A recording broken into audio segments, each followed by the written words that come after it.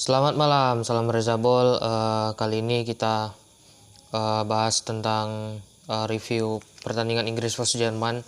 Sebelumnya mohon maaf, ini harusnya beberapa hari yang lalu diposting, tapi saya karena waktu itu saya lagi sibuk, jadi ada pekerjaan lain, jadi saya nggak sempat bikin videonya.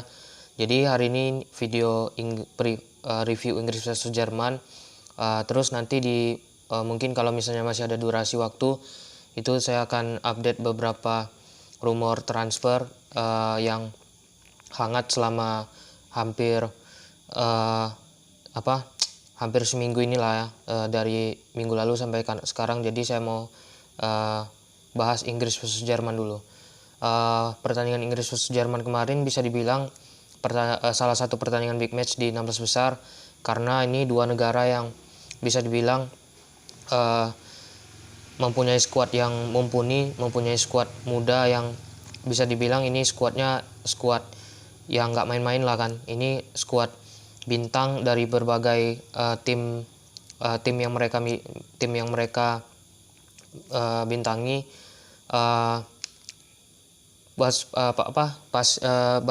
Di starting line up itu Inggris sama Jerman itu sama-sama main pakai formasi 3-4-3. Jadi Inggris mainkan trio Maguire, Stones sama Walker.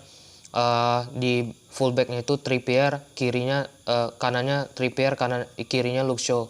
Gelandang jangkarnya Calvin Phillips sama Declan Rice.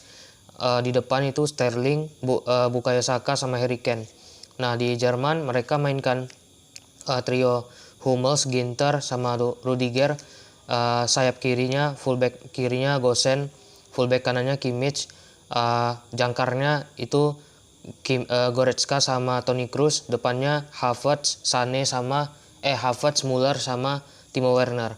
Nah, di babak pertama sebenarnya laga agak membosankan ya, karena di 20 menit pertama itu asli Jerman sama Inggris mainnya hati-hati, jadi nggak ada peluang berarti.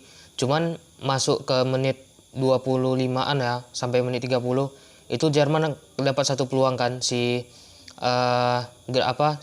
Werner yang syutingnya kena blok sama Pickford. Terus ada tendangan jarak jauh si Sterling yang ditepis sama Manuel Neuer, itu salah satu peluang juga bagi Inggris. Nah, praktis di babak pertama kedua tim agak berhati-hati, tapi di lain sisi mereka pun paham gitu bahwasanya mereka memang harus bisa mencetak gol duluan. Nah, masuklah babak kedua. Babak kedua langsung dibuka dengan salah satu peluang emas dari Havertz. Untungnya ditepis sama Pickford. Nah, itu salah satu peluang besar juga bagi Jerman, karena kalau itu gol, itu mereka bisa unggul 1-0 kan. Nah, pada saat di menit 60-an itu kan Southgate udah mulai lihat kayaknya si Bukayo Saka ini nggak berkembang. Nah, pas Bukayo Saka keluar ganti Grealish, itu baru permainan Inggris lebih hidup lagi. Dan saya agak terkejut dengan Jerman. Jerman ini seolah-olah membiarkan bola selalu di tangan Inggris. Jadi Inggris leluasa pegang bola, Jerman ini istilahnya cuman incer counter doang lah. Jadi mereka dapat momen untuk merebut bola dari pemain Inggris, baru mereka counter. Nah, petaka di menit 75. Di situ kan si Grealish cari ruang, ada Luke Shaw di kiri, Luke Shaw umpan, akhirnya diselesaikan dengan baik oleh si Sterling 1-0. Nah, setelah itu Jerman kan mau nggak mau harus nyerang. Nah, dapat mereka betul-betul peluang besar dari Muller. Ini Muller memang suek kali ya, bisa dibilang. Dapat peluang sebesar itu, udah one on one dengan Pickford, nggak juga gol. Nah, langsung dikunci habis sama Inggris di menit 86, selesai. Kane 2-0. Nah, menurut saya ini sebenarnya Jerman sebenarnya bukan meremehin Jerman ya. Cuman Jerman mainnya mereka terdikte sama permainan Inggris. Jadi seolah-olah Jerman ini membiarkan Inggris tuh pegang bola banyak, dan akhirnya terbukti Inggris yang leluasa pegang bola, akhirnya Inggris yang nyetak. Nah, jadi selamat buat Inggris lolos ke 8 besar ketemu Ukraina. Patut dinantikan kayak mana sejauh mana Inggris di Euro kali ini.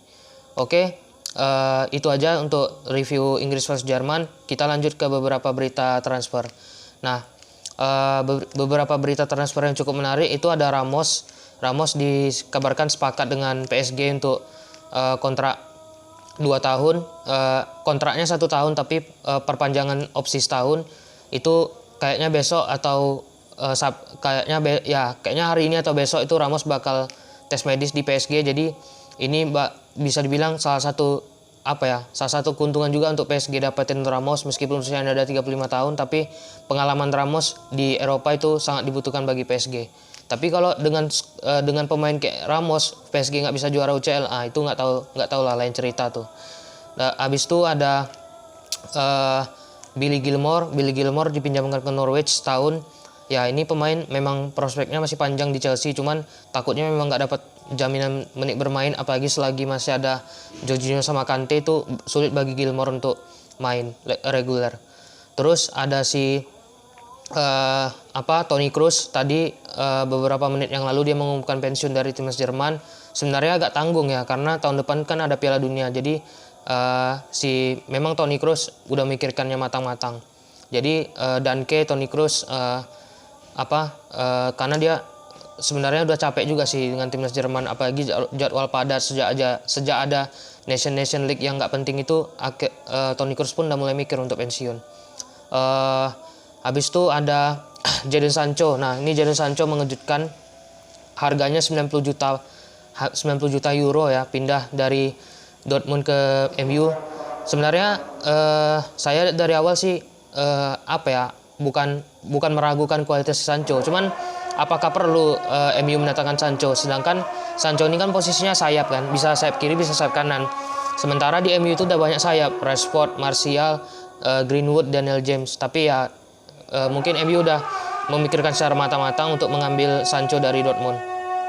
Terus ada Donnarumma, Hakimi yang dikabarkan nanti akan tes medis di PSG. Jadi patut kita tunggu bagaimana pergerakan PSG di bursa transfer ini. Terus satu lagi yang nggak kalah bosan kita, yaitu Mbappe. Nah, Mbappe ini tadi saya baca di berita menurut RMC Sport, Fabrizio Romano dan banyak lagi.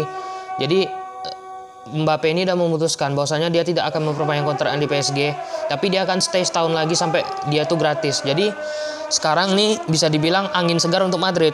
Tapi yang tertekan sekarang sih itu PSG, karena PSG tuh mau nggak mau harus jual Mbappe kan, kalau misalnya mereka nggak mau rugi di bursa transfer musim panas mendatang. Karena menurut beberapa media juga, Mbappe ini setelah Euro kemarin dia itu iri dengan Griezmann. Jadi ceritanya gini, Mbappe tuh dengan Griezmann tuh nggak akur, karena Mbappe ini kan di Euro 2020 ini kan nggak ada nyetak gol, tapi ada nyetak assist kan. Cuman dia itu nggak senang dengan Griezmann, karena Griezmann peluang starternya lebih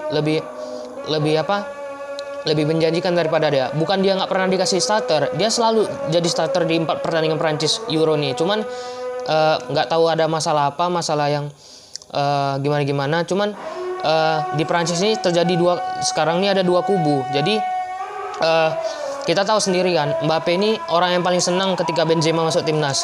Jadi Mbappe ini cuma mau ngasih bola ke Benzema, Mbappe ini nggak mau ngasih bola ke Griezmann. Nah, Griezmann itu juga udah dekat sama Olivier Giroud. Nah, jadi dan juga Mbappe dengan Giroud itu sekarang lagi musuhan juga. Nah, jadi ini ada dua kubu, Benzema Mbappe dan Griezmann Giroud.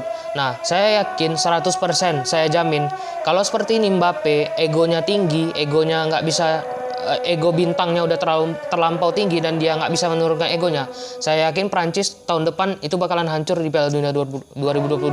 Karena apa?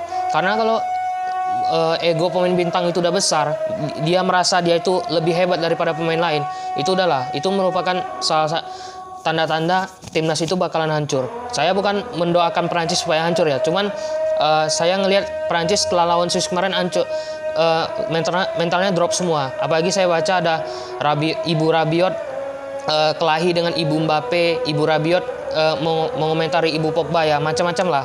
Pokoknya kalau seperti ini Prancis kedepannya ya Piala Dunia besok angkat koper aja lah di fase grup.